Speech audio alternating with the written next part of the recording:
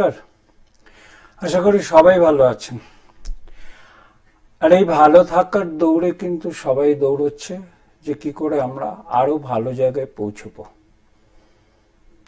আর এই জ্যোতিষ শিক্ষার আসরে বা জ্যোতিষের যে মন্ত্র, গুরুমুখী বিদ্যা, বহু হাজার হাজার বছর আগে লেখা এবং হাজার হাজার বছর ধরে এই বিদ্যা একরকম ভাবে চলে এসছে। ভুল প্রয়োগে ক্ষতি, ঠিক প্রয়োগে ভালো। কিন্তু প্রয়োগটা কিভাবে করবেন? দেখুন, প্রত্যেকটা জিনিস কিন্তু প্রত্যেকটা মানুষ যেমন একরকম না, প্রত্যেকটা মানুষের নেচার যেমন আলাদা, প্রত্যেকটা মানুষের পোশাক যেমন আলাদা থাকে, ব্যবহার আলাদা থাকে, শিক্ষা আলাদা থাকে, জ্ঞান আলাদা থাকে, সেই রকম প্রত্যেকটি গ্রহেরই আলাদা নেচার থাকে, আলাদা রূপ থাকে, আলাদা বৈচিত্র্য থাকে, আলাদা একটা ভাব থাকে। আর এই ভাবের কথায় যখন আসে তখন এই 12টা ভাব, এই 12টা ভাবের বিচার করতে বসলে প্রথম যে আমরা যে ধরি জন্মলগ্ন, চন্দ্রলগ্ন, রবি লগ্ন, 3টে আছে। দেখুন, যেভাবে যে জিনিস ঘটে যায় না কেন, চন্দ্র সূর্য কিন্তু একই জায়গায় থাকে। তারা রোজ ওঠে, রোজ তাদের সময় মতো চলে যায়, আর এক জায়গায় উদিত হয় সূর্য। আর চন্দ্র পৃথিবীর উপগ্রহ। সেই জায়গাটায় চন্দ্র হচ্ছে জলের, জলরাশির গ্রহ এবং চর রাশির গ্রহ। তাহলে চর হচ্ছে যেখান থেকে জল দাঁড়িয়ে থাকে না, গতি থাকে, প্রবাহ থাকে। সেই জায়গাটায়, সেই গতি যে জায়গায়, অনেকে দেখবেন হাতে পয়সা দাঁড়ায় না, ভেবেছে বোধ এই পয়সাটা সেভিংস করবে, এই পয়সাটা রেখে দেবে, যে কোনো ভাবে খরচা হয়ে যাচ্ছে। তাহলে জলের নেচার কি? নিচের দিকে যাওয়া। তাহলে সেইখান থেকে অর্থ কিন্তু সেইভাবে খরচা হতে হতে হাত খালি হয়। সে আর একটা আশায় বুক বাঁধে যে আবার কোথা থেকে পয়সা আসবে। চলতে গেলে পয়সা লাগে, জীবন জীবিকা নির্বাহ করতে গেলে পয়সা লাগে। কেন? বিনিময় প্রথা আছে। অর্থের বিনিময়ে জিনিস কিনতে পারেন, এবং খাবার জিনিস কিনতে হয়, পোশাক কিনতে হয়, বাসস্থান করতে হয়, শিক্ষা দিতে হয়, সমস্ত কিছুর বিনিময়ে অর্থ থাকে। আর সেই অর্থের দৌড়ের থেকে প্রথম থেকেই তার যে শিক্ষা, সেই শিক্ষাকে বাস্তবায়িতভাবে কাজে লাগানোর জন্য যে চেষ্টা করে, সেই চেষ্টাকে তারা আস্তে আস্তে এগিয়ে নিয়ে যেতে সাহায্য করে, আরো উপরে কিভাবে উঠবো, তাই তো? তাহলে সেখান থেকে মেষ রাশি থেকে যে শুরু, মীন রাশি যে শেষ, সেই মেষ থেকে মীনের এই 12টা রাশির মধ্যে প্রত্যেকটি জায়গায় একটি করে গ্রহর ঘর আছে। আপনার একটা ঘর আছে তো, আমার একটা ঘর আছে। যারা এই জনভূমিতে বা ভারত ভূমিতে বিচরণ করছে, প্রত্যেকেরই বা ঘর আছে। কারোর যার ঘর নেই সে গাছতলায় রয়েছে, কেউ রয়েছে আবার দেখেছেন যে সে জীর্ণ দশা হিসেবে ফুটপাতেও ঘুমিয়ে থাকে। সে ওটাকেই ঘর ভেবেছে, সে কিন্তু খুব ভালো ঘুমাচ্ছে। কিন্তু আমরা ভালো বিছানা, ভালো ঘর, ভালো পেয়েও কিন্তু আমাদের ঘুম আসে না। কেন ঘুম আসে না? যে আমি যে চিন্তা করেছিলাম সেই চিন্তার জায়গায় আমি পৌঁছতে পারিনি, এবং আমার অ্যাচিভমেন্ট যেটা ছিল সেটা ফেল করেছে। সেই চিন্তায় ঘুম আসছে না। আর যে ফুটপাতে সরেছে তার কোনো অ্যাচিভমেন্ট নেই। খাওয়া হয়ে গেছে, খেটেছি, শ্রমের বিনিময়ে যা পেয়েছি পেটে দিয়ে দিয়েছি, কালকে দেখা যাবে। কিন্তু আমাদের বেশিরভাগ মানুষের সেই চিন্তা না। বেশিরভাগ মানুষেরই চিন্তা হচ্ছে আরো আরো কি করে হবে। কিন্তু কি হবে? সাথে তো কিছুই যাবে না, তাই না? সবই পড়ে থাকবে। শরীর যদি ঠিক থাকে, তনুভাব, লগ্ন যেটা বলছিলাম, লগ্ন ভাব, তনুভাব, সেই লগ্ন ভাবের থেকে, সেই লগ্ন ভাবের অধিপতি যদি কোনোভাবে ব্যর্থ জায়গায়, বাজে জায়গায় বসে থাকে, ভালো খারাপ ভাবে বসে আছে, সে কিন্তু তার শরীর, তার চিন্তা, তার মন, সব জায়গায় তাকে বাধা তৈরি করবে। এবার বোঝানোর জন্য যেভাবে আমরা চলি সেই জায়গাটায় যদি বুঝি, ধরুন ধনু লগ্ন, তাহলে ধনু লগ্নে বৃহস্পতি হচ্ছে অধিপতি। ধনু লগ্ন অগ্নি রাশি এবং দিশাভাব রাশি। তাহলে বস্তু এবং পদার্থ, তাহলে দিশাভাব রাশি এবং অগ্নি রাশি, তার মানে আগুনের একটা ঝলক আছে। তাহলে তিনটে অগ্নি রাশি তো, মেষ সিংহ ধনু, তাহলে তিন আগুনের কিন্তু আলাদা আলাদা প্রভাব আছে। কিভাবে প্রভাব আছে? যে মেষ রাশি অগ্নি রাশি চর রাশি, সিংহ রাশি অগ্নি রাশি স্থির রাশি। তাহলে সিংহ রাশির ঘর কার? রবির ঘর। রবি মানে সূর্য, সূর্য কোনো গ্রহ না, নক্ষত্র। তাহলে সূর্য স্থির, সূর্য ঘোরে না, তাহলে সেই স্থির রাশি ওটা। তাহলে সেই আগুনটা স্থির ভাবে থাকে এবং স্থির ভাবে থেকে চারিদিকে প্রজ্বলিত করে। তার ওয়াটেজ কত মাপার মতো ক্ষমতা এখনো কারোরই হয়নি। সেই জায়গাটা দিয়ে সেখান থেকে ধনু রাশি অগ্নি রাশি, আবার দ্বিস্বভাব রাশি, দ্বৈত স্বভাব। চিন্তা করলো সকালে একরকম, বিকেলে আর একরকম চিন্তা করছে, তা নানান রকম চিন্তা করছে, সে নিজে ফিকল হয়ে যাচ্ছে। এবং ফিকল হয়ে যখন কোনো চিন্তাকে বাস্তব রূপ না দিতে পারে, তখন সে আগুনের মতো জ্বলে ওঠে, রেগে ওঠে, ক্রোধ। তাহলে সেই ক্রোধ তার উঠে আসে। তাহলে সেই বৃহস্পতি ক্রোধ আনতে পারে, তার বৃহস্পতির ঘরটা। তাহলে বৃহস্পতির আরেকটা চরিত্র আছে মীন রাশি, সেটা জলরাশি এবং সেটাও দ্বিস্বভাব রাশি। তাহলে জল যখন দ্বিস্বভাব রাশিতে পরিণত হয়, তাহলে কর্কট জলরাশি চর রাশি। তাহলে সেই কর্কট থেকে একদম নবম হচ্ছে মীন রাশি, 9 নম্বর ঘরে মীন রাশি জলরাশি, আবার 5 নম্বর ঘর বৃশ্চিক রাশি জলরাশি। তাহলে 1, 5, 9 জলরাশি। তাহলে পৃথিবীর 3 ভাগ জল, মানুষের শরীরে 3 ভাগ জল, 1 ভাগ স্থল। তাহলে এই নেচারের যে খেলা, যেগুলো নিয়ে আমরা বলি যে প্রত্যেকটা মানুষের নেচার বিভিন্ন রকমের হয় কেন, এবং বিভিন্ন রকম চিন্তাধারায় চলে কেন, পার্টনারশিপ বিজনেসে 2 পার্টনারের মিল খাচ্ছে না কেন, এবং 2 পার্টনারের চিন্তাধারা আলাদা কেন, রাশি লগ্ন আলাদা, নেচার আলাদা, নেচারের বিনিময় প্রথা হচ্ছে না, এবং সেই নেচারকে আমরা সবাই সবার সাথে কিন্তু একটা অ্যাডজাস্টে রয়েছি। ঠিক আছে, এর সাথে অ্যাডজাস্ট করলে আমার এই সময়টুকু ভালো আছে, আমি সেই অ্যাডজাস্টের বিনিময়ে ভালো সময়টুকু উঠিয়ে নিই। সেখান থেকে মেষ রাশি থেকে যদি ধরি, তাহলে মেষ রাশির 9ম ঘর হচ্ছে ধনু রাশি, কালপুরুষের 1 নম্বর ঘর। 0 ডিগ্রি থেকে শুরু হয় আর 360 ডিগ্রিতে গিয়ে শেষ হয় মীন রাশিতে। এবং 360 ডিগ্রিতে যখন শেষ হয়, তখন এই 360-এর মধ্যে জ্যোতিষশাস্ত্রে কতগুলো জিনিস আছে, হস্তরেখা, জ্যোতিষের একটা ক্যালকুলেশন এবং নিউমারোলজি, সংখ্যাতত্ত্ব। তাহলে সেই সংখ্যাতত্ত্বের জায়গায় প্রত্যেকটা গ্রহকে সংখ্যা হিসেবে চিহ্নিত করা আছে। সেই জায়গাটায় তার ডেট অফ বার্থ, তার মান্থ, তার ইয়ার সব সংখ্যায় আছে। তাহলে সেই সংখ্যাগুলো গ্রহর হিসেবে আছে। 1 সংখ্যা রবি, 2 সংখ্যা চন্দ্র, 3 সংখ্যা বৃহস্পতি, 4 সংখ্যা রাহু, 5 সংখ্যা বুধ, 6 সংখ্যা শুক্র, 7 সংখ্যা কেতু, 8 সংখ্যা শনি, 9 সংখ্যা মঙ্গল। তাহলে এই যে 9 সংখ্যা, প্রত্যেকের মধ্যে একটা করে সংখ্যা আছে। সেই সংখ্যার জায়গাটায় যখন আমরা দেখি যে বিভিন্ন রকমের সংখ্যা দিয়ে একটা ঘরে 4টে গ্রহ থাকতে পারে, তাহলে সেই 4টে গ্রহের সংখ্যা 4 রকম আছে, এবং সেটা কি কোন রাশিতে আছে। তাহলে ধনু লগ্নের 5 নম্বর ঘর হচ্ছে মেষ রাশির ঘর, মেষ রাশির মঙ্গল অধিপতি। তাই ধনু রাশির যে জায়গাটায় বললাম যে বৃহস্পতি জ্ঞানকারক গ্রহ এবং অহংকারী গ্রহ, পৌরোহিত্যের গ্রহ, এবং তার মধ্যে একটা যে কোনো রকম জ্ঞানের যে, দেখুন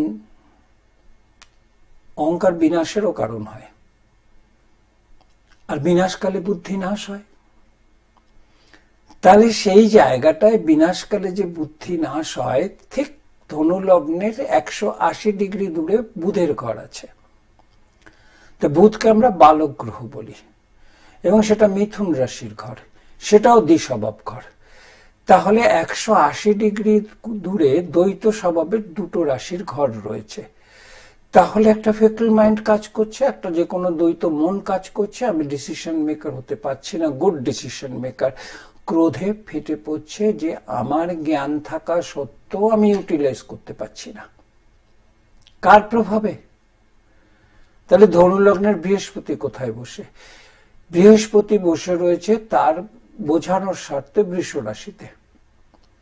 তাহলে ধনু লগ্ন থেকে বৃষ রাশির ঘর 6 নম্বর ঘর। 6 নম্বর ঘরের লর্ড হচ্ছে শুক্র, বৃষ রাশির অধিপতি শুক্র। তাহলে সেই শুক্রের সাথে 3, 4, 5 তিনটে নক্ষত্র আছে, একটা কৃত্তিকা, একটা রোহিণী, একটা মৃগশিরা, তিনটে নক্ষত্র আছে। এবং ধনু লগ্নের মধ্যে 19, 20, 21 তিনটে নক্ষত্র আছে, একটা মূলা নক্ষত্র, একটা পূর্বাষাঢ়া নক্ষত্র, একটা উত্তরাষাঢ়া নক্ষত্র, তিনটে নক্ষত্র আছে। তাহলে একটা কেতুর, একটা শুক্রের, একটা রবির, তিনটে নক্ষত্র আছে। ঠিক যে শুক্রের নক্ষত্রটা ধনু রাশিতে বসে আছে, সেই বৃহস্পতিটা শুক্রের ঘরে বসে আছে 6 নম্বর ঘর। 6 নম্বর ঘর হচ্ছে 5 নম্বরের দ্বিতীয় ঘর।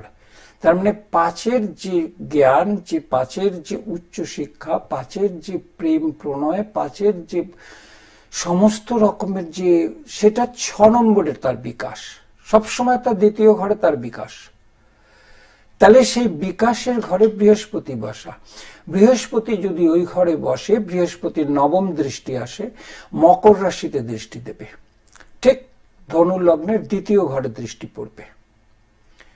গুণে দেখুন, বৃহস্পতি যে শুক্র যদি বৃষ রাশিতে যদি বৃহস্পতি থাকে, তার 9 নম্বর ঘরটা হবে মকর রাশির ঘর, এবং মকর রাশিটা ধনু লগ্নের 2 নম্বর ঘর, সেইখানে দৃষ্টি পড়বে। এবং মকর রাশিতে বৃহস্পতি নিচস্থ থাকে। মকর রাশিতে নক্ষত্র থাকে 21, 22, 23, উত্তরাষাঢ়া, শ্রবণা, ধনিষ্ঠা, রবি, চন্দ্র, মঙ্গল। তাহলে ঠিক সেম নক্ষত্র আছে বৃষ রাশিতে, 3, 4, 5, রবি, চন্দ্র, মঙ্গল। তাহলে বৃহস্পতি দ্বিতীয় ঘরে যখন 9ম দৃষ্টি দ্বিতীয় ঘরে দেয়, তাহলে ধনু লগ্নের ক্ষেত্রে সেই জায়গাটায় সেই বৃহস্পতির জন্য, যতই 6 নম্বরে ঘরে বসুক, যতই আপনি বলেন 6, 8, 3, 12 নম্বর ঘরগুলো খারাপ, কিন্তু দৃষ্টি বিনিময়ের জন্য সেই ঘরটা কিন্তু দ্বিতীয় নম্বর ঘরের অধিপতি হচ্ছে শনি। শনি তুলা রাশিতে বসা 15 নম্বর নক্ষত্রে। তাহলে সেই শনির আবার 3টে দৃষ্টি, তৃতীয় দৃষ্টি ধনুতে পড়বে, 7ম দৃষ্টি মেষ রাশিতে পড়বে, 10ম দৃষ্টি কর্কট রাশিতে পড়বে। শনির 3টে দৃষ্টি। তাহলে সেইখান থেকে ধনু লগ্ন থেকে কর্কট রাশিটা 8 নম্বর ঘর। তাহলে 8 নম্বর নিধন ঘর। বৃহস্পতি সেখানে তুঙ্গস্থ হয়, বলবত্তা বৃদ্ধি করে। কত ডিগ্রি পর্যন্ত? 5 ডিগ্রি পর্যন্ত। তাহলে সেখানে নক্ষত্র আছে 7, 8, 9, পুনর্বসু, পুষ্যা, অশ্লেষা, বৃহস্পতি, শনি আর বুধের নক্ষত্র আছে। তাহলে সেই জায়গাটায় যখন 3টে নক্ষত্র থাকে এবং শনির 10ম দৃষ্টি যখন কর্কট রাশিতে পড়ে, তাহলে ধনু লগ্ন থেকে 8 নম্বর ঘরে শনির দৃষ্টি আছে, এবং শনির 3 নম্বর দৃষ্টি ধনু লগ্নে আছে। তাহলে ধনু লগ্ন থেকে দ্বিতীয় পতি, তৃতীয় পতির লর্ড হচ্ছে শনি, দ্বিতীয় ধনপতি, তৃতীয় যোগাযোগ কারক, তৃতীয় হচ্ছে 7th হাউসের 9th হাউস।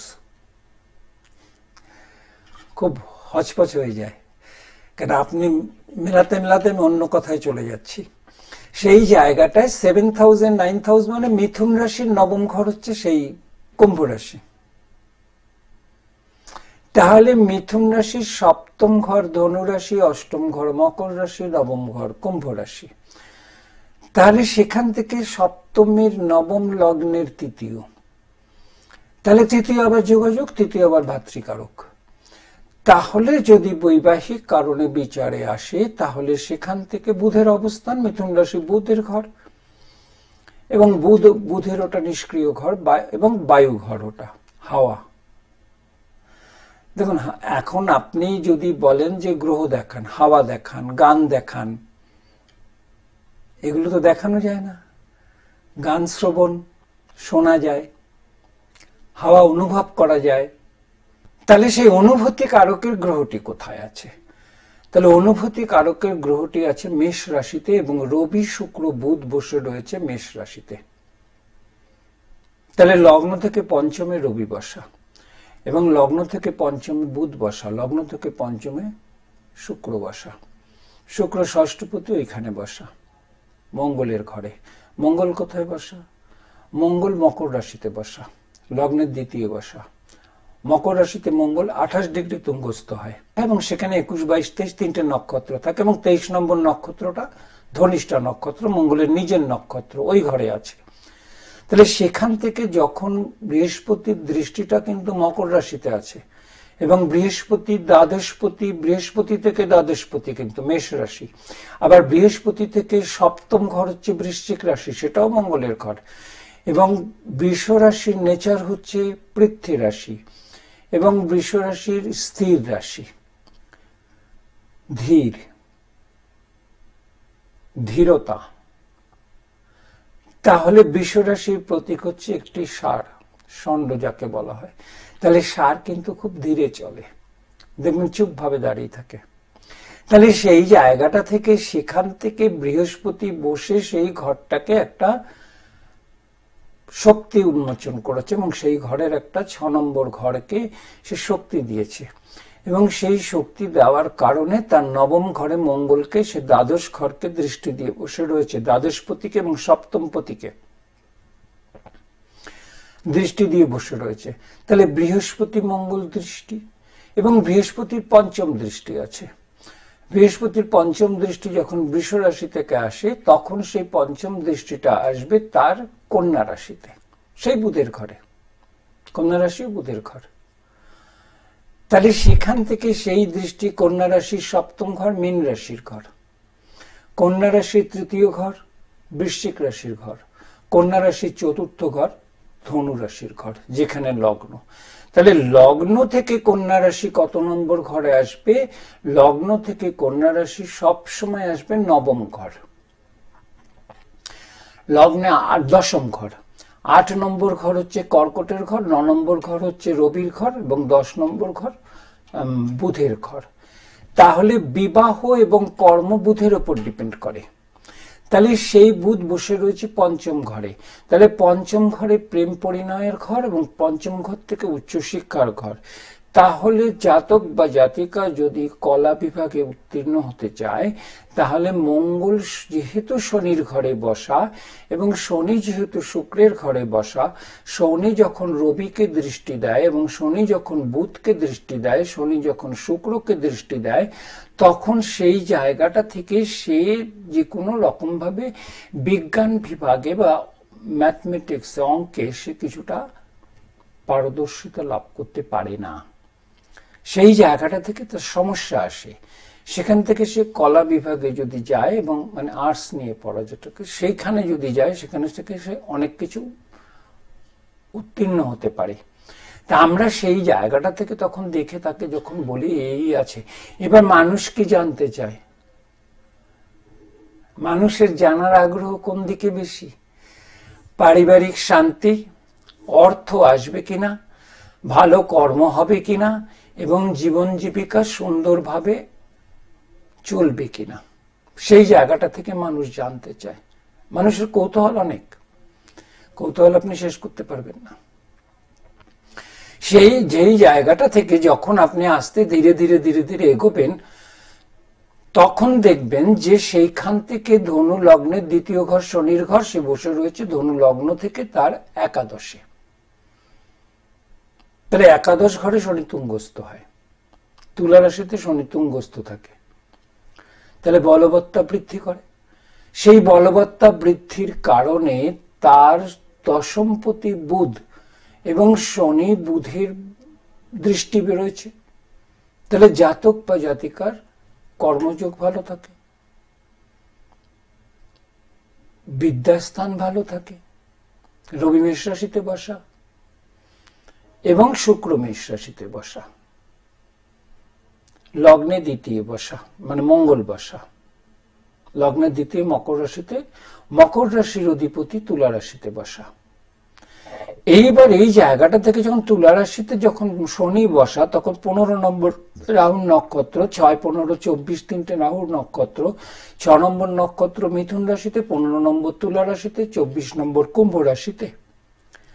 তাহলে সেই জায়গাটায় এই রাহু নক্ষত্রে রাহু একটি ছায়াপথ, তাই না? রাহু যোগাযোগ কারক গ্রহ, রাহুর হচ্ছে মধ্যে বিনিময়, রাহু শেষ জানে না, শুরু করতে পারে, যোগাযোগ করিয়ে দিতে পারে, আপনি বুঝে নিন। তাহলে আপনি বুঝবেন কিসের দিয়ে? বুদ্ধি দিয়ে, জ্ঞান দিয়ে, শিক্ষা দিয়ে, এই দিয়ে তো বুঝবেন। আর বোঝার কি আছে? বোম পিস্তল দিয়ে তো বুঝবেন না, তাহলে তো শত্রু তৈরি হবে। তাহলে সেইখানে তিনটে জিনিসকে ইউটিলাইজ করতে পারবে কিনা জাতক বা জাতিকা, সেই প্রশ্নটা এসে দাঁড়ায় ওই জ্যোতিষশাস্ত্রের ওইটুকুনের মধ্যে। তার মধ্যে তার নবাংশ রয়েছে এবং লগ্নের দেবকান কতটুকুন আছে, কোন দেবকানে তার জন্ম, তিনটে দেবকান থাকে, সেই কোন দেবকান পেয়েছে এবং সেই দেবকানের অধিপতি কিভাবে বসে আছে, সেই জায়গাটা থেকে তার বিচার আসবে। তাহলে ধনু লগ্নের মধ্যে অগ্নিভাব, দ্বিস্বভাব ভাব, দুটো নেচার চলে। ধনু লগ্নে থেকে তৃতীয় ঘর কুম্ভ রাশির ঘর, বায়ু রাশির ঘর, তাহলে যোগাযোগ, তাহলে তৃতীয় ঘর ভাতৃভাব।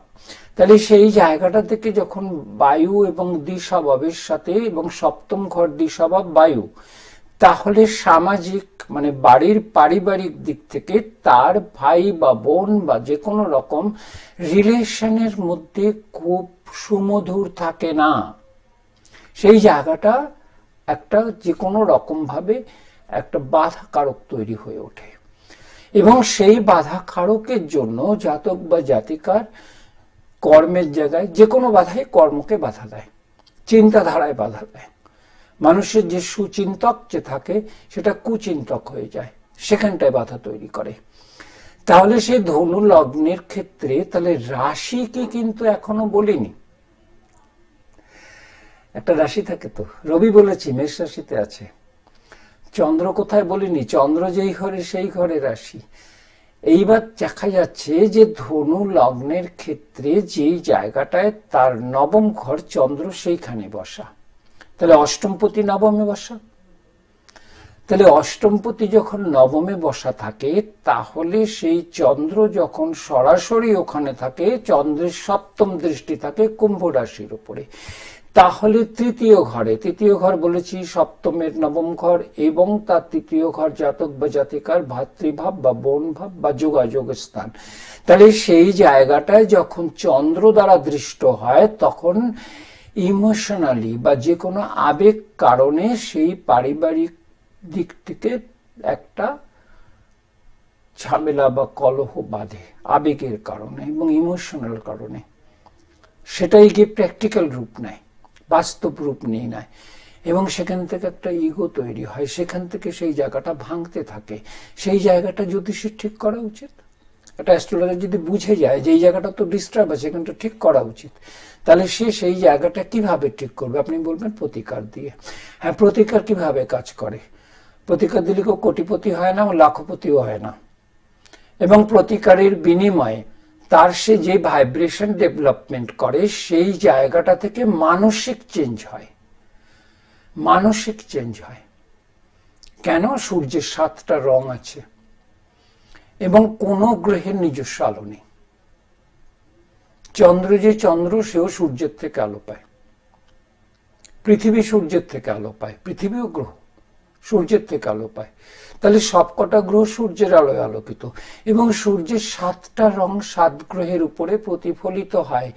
যেই গ্রহ নেগেটিভ থাকে, যেই গ্রহটা তৃতীয় অধিপতি শনি আছে তুঙ্গস্থ, তাহলে শনির জায়গায় তৃতীয় দৃষ্টি লগ্নের উপরে বসে রয়েছে, শনির দৃষ্টিতে তার যখন মধ্য বয়স আসবে, সেই শনির দৃষ্টির জায়গাটা থেকে সে একটা ডিসিপ্লিনে আসবে এবং সেখান থেকে আমরা মনে করি যে 25, 26, 27 থেকে মানুষ একটা ভালো ডেভেলপমেন্ট চায়, 24 থেকে চায়, এবং 25 থেকে 27 থেকে 35-এর মধ্যে সে সমস্ত কিছু কাজটাকে গোটাতে চায়।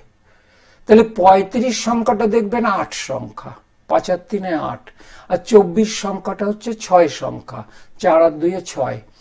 তাহলে এবার 6 সংখ্যা আর 8 সংখ্যা দুটো যদি যোগ করেন তাহলে 14 নম্বর সংখ্যা। 14 নম্বর সংখ্যাটা বুধের সংখ্যা, 4 আর 1 5, 5 সংখ্যাটা বুধের সংখ্যা।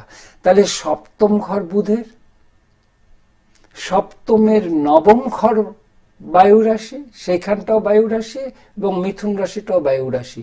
তাহলে একটা আপনি মিল পাচ্ছেন, দশম ঘরটাও কিন্তু বুধের লগ্ন থেকে। তাহলে সেই জায়গাটা আপনি সংখ্যা তত্ত্ব দিয়ে একবারে বার করে নিয়ে আসতে পারলেন। তাহলে সেই জায়গাটা একভাবে বার করতে পারলেন যে আপনি কিভাবে মিলটা খুঁজে পেলেন। এবং সেই মিলের ক্ষেত্রে যখন আপনার সমস্ত দিক থেকে মিলতে শুরু করলো, তখন কিন্তু আপনি তাকে একটা সুরাহা দিতে পারেন। সুরাহা কি দিতে পারেন? যে দশা অনুযায়ী চন্দ্র সিংহ রাশিতে বসা, 11 নম্বর নক্ষত্রে, পূর্ব ফাল্গুনী নক্ষত্র, শুক্রের দশায় তার জন্ম, এবং শুক্রের দশা যতটুকুনো সে পাবে, এবং তারপরে শুক্রের পরে তার সেই জায়গাটায় আসবে রবির দশা, রবির পরে আসবে চন্দ্রের দশা, চন্দ্রের পরে আসবে মঙ্গলের দশা, মঙ্গলের পরে আসবে রাহুর দশা। তাহলে এই দশাগুলো সে ভোগ করে আসছে। তাহলে ভোগ করতে করতে আপনার কাছে কোন দশায় এসছে, তার কি প্রেজেন্ট কি দশা চলছে, এবং তার দশার অন্তরে কি চলছে, প্রত্যন্তরে কি চলছে, সেই প্ল্যানেট কোথায় আছে, গোচর ফল কি আছে, তার মানে বর্তমান প্ল্যানেট পজিশন কোথায় আছে, সেই জায়গাটা থেকে বিচারের জায়গাটা আসে, যে আমি কি করে সেই বিচারটাকে সুন্দরভাবে তুলে নেব, এবং দশা অনুযায়ী তুলে নেব তার ভালো না খারাপ। দেখুন, নেগেটিভ কম বলবেন, নেগেটিভ থাকে ছকে, নেগেটিভকে পজিটিভ করার জন্যই আপনার কাছে এসছে। সেই পজিটিভ আপনি কত টাকা নিয়ে তাকে দিতে পারবেন। ছক বিচারের থেকে কাউন্সেলিং বেশি, এবং বোঝানো দরকার এই আপনার সাথে হয়েছে, এই আপনার সাথে হতে পারে, এবং বিগত দিনে এই হয়েছিল এবং সেটাকে আপনি রিকভার করে এসছেন। সেটা রোগ হতে পারে, সেটা হাত পা ভাঙা হতে পারে, সেটা ঝগড়া হতে পারে, পারিবারিক কলহ হতে পারে, এবং যে কোনো রকম ভাবে বৈবাহিক সম্পর্কে তিক্ততা হতে পারে, যে কোনো দিক থেকে যে কোনো ব্যাপারই হতে পারে, এবং সেইটাকে ওভারকাম করে আপনি প্রেজেন্ট পজিশনে এই চাইছেন, এই জায়গাটা থেকে আপনি চাইছেন যে আমি যেখানে থাকি তার থেকে ডেস্টিনেশন আমার বাইরে হোক। যদি আমি ইন্ডিয়ায় থাকি, ইন্ডিয়ার বাইরে যেতে চাই, যদি আমি ইউএসএ থাকি তাহলে আমি ইন্ডিয়ায় আসতে চাই, মানে যদি আমি আমেরিকাতে থাকি তাহলে ইন্ডিয়ায় আসতে চাই। জিজ্ঞাসা অনেক কিছু থাকে, তাহলে সেই জিজ্ঞাসার উত্তরটা আপনাকে দিতে হবে, এবং উত্তরটা দিতে হবে আপনাকে ঘর খুঁজে খুঁজে। কিভাবে আপনি ঘর খুঁজবেন? দেখুন, যে কোনো রাশি, চর রাশিতে যদি, চর রাশি যেগুলো আছে, চর রাশি 4টে আছে, মেষ রাশি, কর্কট রাশি, তুলা রাশি, মকর রাশি, 4টে চর রাশি আছে। এবং চর রাশিতে যদি গ্রহ সম্মিলিত, যদি ভালো ভালো গ্রহরা পড়ে যায়, সাধারণত একটা বিদেশ যোগাযোগ হয়ে যায়। এবং নবম অধিপতি, 9th হাউসের লর্ড, যদি কোনোভাবে চর রাশি যোগাযোগকারী গ্রহের সাথে সম্মিলিতভাবে বসে থাকে, তাহলেও একটা বাইরে যাওয়ার যোগ চলে আসে। এবং সেখান থেকে যদি জলরাশি হয়, দেখবেন কালপুরুষ থেকে 4 নম্বর ঘর, এবং 8 নম্বর ঘর, এবং 12 নম্বর ঘর, 3টে জলরাশি। তাহলে দ্বাদশ তো আপনি বলবেন লস্ট হাউস, দ্বাদশ হাসপাতাল, দ্বাদশ আইন কানুন, দ্বাদশ জেলখানা বলবে, এগুলো বলবেন, কিন্তু দ্বাদশ থেকে যে আমি আমার দেশ ছেড়ে বাইরে চলে যাচ্ছি সেটাও তো বার করা যায়। সেই দ্বাদশ অধিপতি কার সঙ্গে সংস্পর্শ করছে, কোন গ্রহের সাথে সে যোগাযোগ করেছে, সেই গ্রহ কোন নক্ষত্রে বসে আছে, সেই নক্ষত্রের অধিপতি কোথায় বসে আছে, কার সাথে সম্পর্ক করেছে। 1 থেকে 12টা ভাব আছে, সেই ভাবের মধ্যে সে কোন ভাবে বসে রয়েছে, কর্মভাবে, না ধর্মভাবে, না অর্থভাবে, না পত্নী ভাবে, না ব্যবসা ভাবে, না ব্যয় ভাবে, না আয় ভাবে, কোন ভাবে বসে আছে। সেই ভাব দেখে সেই ভাবের ভাগ্যপতির সাথে, ভাগ্যপতি মানে সেটা পিতার ঘর, এবং সেই পিতার সাথে তার জেনেটিক ব্যাপার কিভাবে আছে, কতখানি সম্পর্ক ভালো আছে, এবং মাতার সাথে সম্পর্ক কেমন আছে। তারপর ফ্যামিলির জায়গাটাকে আপনি বার করুন খুঁজে, সে কি অবস্থার মধ্যে আছে, সে কি খুব ভালো অবস্থায় আছে না খারাপ অবস্থায় আছে। যদি খারাপ অবস্থাও দেখেন তাহলে ভালো করার জন্যই তো আপনার কাছে এসছে। তাহলে ভালো দিকটাকে আপনি বেশি দিন দেখুন। আপনি একটা সূর্যই, একটাই সূর্য সারা পৃথিবীতে, সেই সূর্য নানান জায়গায় নানান সময় উঠছে, নানান সময় আলো বিকিরণ করছে। সামান্য মেঘে হয়তো এখানে ঢেকে গেছে, অন্য জায়গায় রোদ উঠে গেছে, আবার এইদিকে বৃষ্টি হচ্ছে, অন্যদিকে বৃষ্টি নেই, রোদে ঝলমল করছে। তাহলে আপনি সেই জায়গাটা থেকে তাকে বার করবেন কি? আপনার ছকে এখন মেঘে ঢাকা রয়েছে, আপনি মেঘের থেকে তো তাকে বার করবেন, অন্ধকার থেকে তো আলোয় আনবেন। তাহলে আলোর পরিচয় অন্ধকারের সাথে, তাই না? আলো দেওয়ার কাজটা তো আপনার। সে জ্ঞানের আলো দিতে পারেন, হরোস্কোপের আলো দিতে পারেন, টর্চ জ্বালিয়ে আলো দিতে পারেন, নানান রকম আলো দিতে পারেন, কিন্তু তার যে সূর্যের আলো দিতে পারবেন না। কারণ সূর্যের যে কত রকম কত পাওয়ার আজ অব্দি আবিষ্কার হয়নি, এবং তার কাছে অব্দিও কেউ পৌঁছতে পারেনি। অতএব সেই জায়গাটা থেকে তার ছকটাকে সেইরকম ভাবে বিচার করুন। সে কি চায়, তার চাওয়াটা কি, তার অ্যাম্বিশনটা কি, সে কোন রকম ভাবে সে উঠতে চাইছে, উপরে উঠতে চাইছে, পারিবারিক দিক শান্তি চাইছে, সে তার ক্যাপাসিটি অনুযায়ী, যোগ্যতা অনুযায়ী অর্থ চাইছে। আপনার কাছে যা লেখা আছে সেটাই আসবে, 1 টাকা বেশিও আসবে না, 1 টাকা কমও আসবে না, কিন্তু আপনি পাচ্ছেন 50%, 50 পয়সা পাচ্ছেন। কিন্তু 1 টাকা আপনার লেখা আছে, 1 টাকাকে 2 টাকা আমি করতে পারবো না, কিন্তু 1 টাকা অবধি পৌঁছতে পারবো। যার যতটুকু প্রাপ্য সেখানে পৌঁছাক। সে কি দিয়ে? ভাইব্রেশন দিয়ে। সেই সূর্যের যে কালার নেগেটিভে গেছে, সে তাকে পজিটিভ দিকে আনুন। অযথা চিৎকার করার লোক দেখেছেন তো? কারণ না খুঁজে চিৎকার করার লোক দেখেছেন তো? অনেক রকমের অনেক কিছু না বুঝে চিৎকার করার লোক দেখেছেন তো? তাহলে সে তো হাতে পায়ে মানুষ, 2টো চোখ আছে, একটা মাথা আছে, একটা নাক আছে, 2টো কান আছে। তাহলে ঈশ্বর কি দিয়েছে? যদি বলেন ঈশ্বর ইজ নেচার, নেচারের মধ্যে ঈশ্বর লুকিয়ে আছে।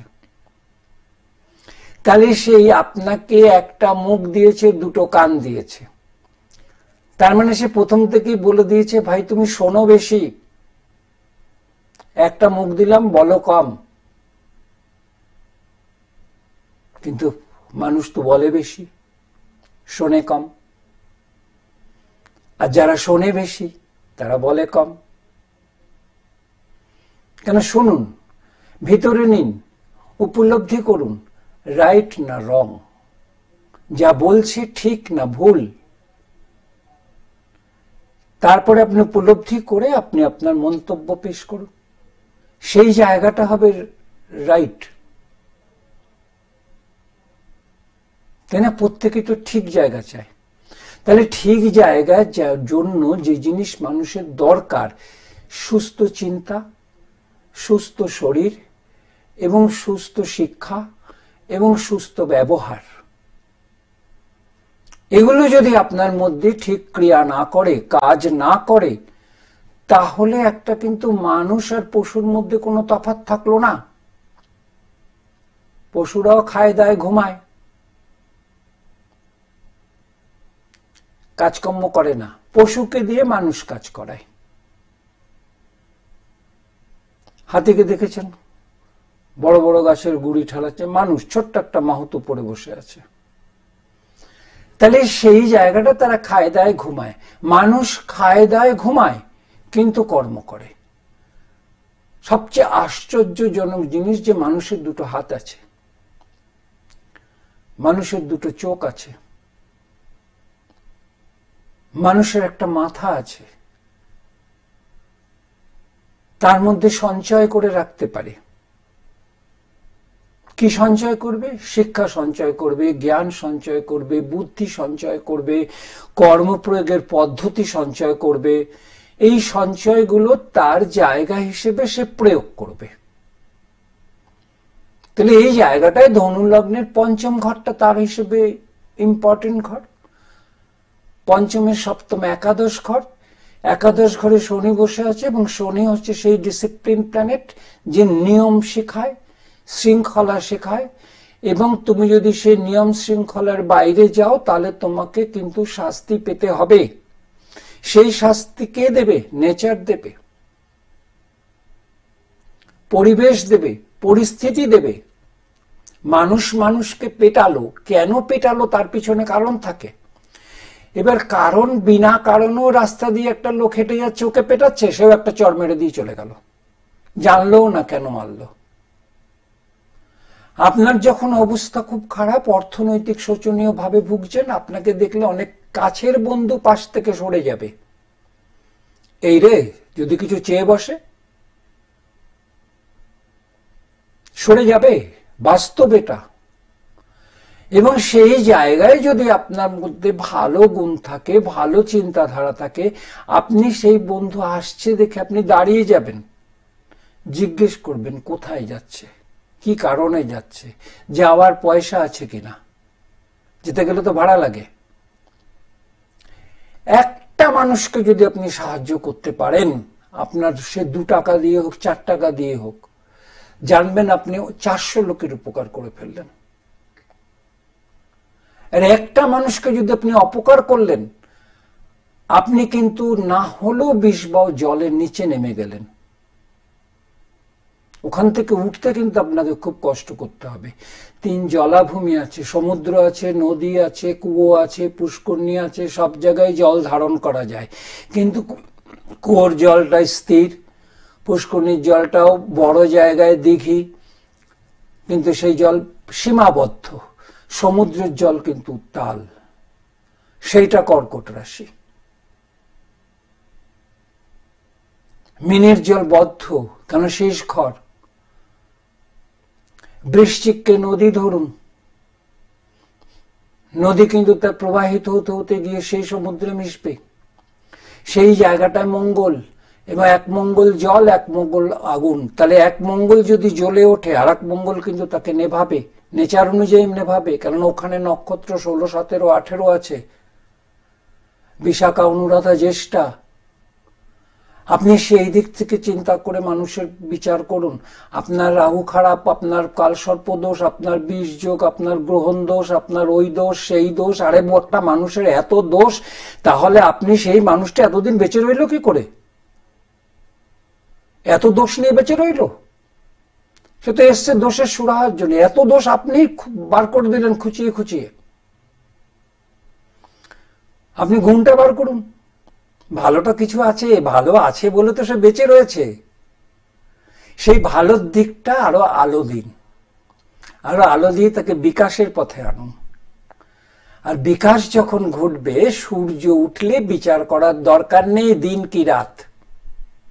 তার বিকাশ যখন ঘটবে, তখন পারিপার্শ্বিক যে তার যে বন্ধু বান্ধব, তার যে সার্কেল, যার যে পারিবারিক দিক, সবাই বুঝতে পারবে এখন ভালো আছে। আর ভালো করাটা আপনার কাজ, কেননা আপনি শাস্ত্রটা জানেন। সেই শাস্ত্রকে ঠিক মতো ভাবে প্রয়োগ করুন, তাহলে দেখবেন একটা মানুষ যে কোনো ভাবেই একটা না একটা উপকার সে পাবে। একটা উপকার পাক, আর বাকিগুলো তার কাছে চলে আসবে। একটা গাছের কাণ্ড থাকে, অনেক ডালপালা থাকে, ডালপালাগুলোকে ছেটে দেওয়া হয়, কাণ্ডটা থাকে, আবার ডাল গজায়। তো সেরকম একটা মানুষের একটা উপকার করুন, সে আরেকটা উপকারের রাস্তা সে বার করে নেবে, সে আরেকটা কাজের রাস্তা বার করে নেবে, কেননা সে তো কিছুটা জোর পেয়েছে। কোনো পড়ে যাওয়া মানুষকে যদি তুলে দাঁড় করিয়ে দেন, সে একটুখানি তাৎক্ষণিক যে শক্তিটা পাবে, সেই শক্তিতে সে হেঁটে যেতে পারবে। সেই গ্রহগুলো কিন্তু সেই কাজ করায়। যেটা নেগেটিভ হয়ে রয়েছে তাকে পজিটিভ করুন, যে নক্ষত্রের দ্বারা বসে রয়েছে, নক্ষত্র অধিপতি নেগেটিভ হয়ে রয়েছে, তাকে পজিটিভ করুন। সে জলে না, আগুনে না, বায়ুতে না, পৃথিবীতে না, চড়ে, সেটা বিচার করুন। সেই বিচার করে তাকে সেই অনুযায়ী তাকে ভাইব্রেশনে তুলুন। একটা অপ্রকৃতিস্থ লোককে শক দেওয়া হয়, শরীরের মধ্যে একটা ঝাঁকুনি দেওয়া হয়, যাতে তার ফিরে আসে সবকিছু। সেই ঝাঁকুনিটা আপনি দিন। দেখবেন সেই ঝাঁকুনিতে সে ফিরে আসবে। কাজে সেই জায়গাটা থেকে সমস্ত ঝাঁকুনিতে যেন বিপদ না আসে, আর ঝাঁকুনি যেন আপনাকে মুখ থুবড়ে না ফেলে দেয় ওই সব দোষ খুঁজতে খুঁজতে। সবার দোষ খণ্ডন করুন এবং সবাইকে গুণের দিকে ঠেলে দিন। ভালো থাকুন, ভালো রাখুন। আবার দেখা হবে। নমস্কার। আপনারা দেখছেন পশ্চিমবঙ্গের সর্ববৃহৎ চ্যানেল গ্লোব টিভি, সবার পাশে সবার